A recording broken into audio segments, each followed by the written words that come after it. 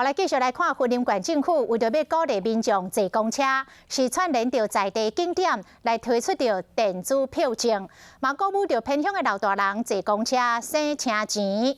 另外，特别嘛邀请着这个来自土耳其的网络的明星，也就是公车达人涂家来坐公车，要来看云林的公车好坐无？涂家今天在云林，我来这里逛逛吃美食。 土耳其的网红涂家来台湾已经8冬啊，号称讲是公车专家，去云林佚佗拢是坐公车。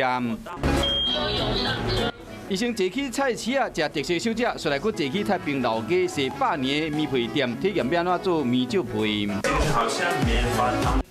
外国人去云林会使坐公车耍一天，那呢对在地人来讲，这个公车路网敢有利便？因为如果平常有在搭的话，就可以省钱。他搭到哪里？云林县政府。啊，要钱吗？不用。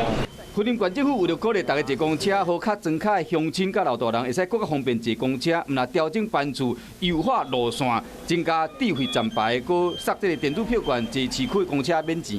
因为我们要减少空污、减少排碳量，那增加公共运输的这个量能，所以只要你是用电子票券有得计价的话，哈，那无论是我们的客运或是我们的市区公车，大家都可以透过我们的这个空污基金来申请啊。 加强公车路网，也有6条市区的公车路线会使坐免钱的。县政府要有带领较庄卡的老大人减少塞车、加骑车加坐公车，那呢省钱佮环保。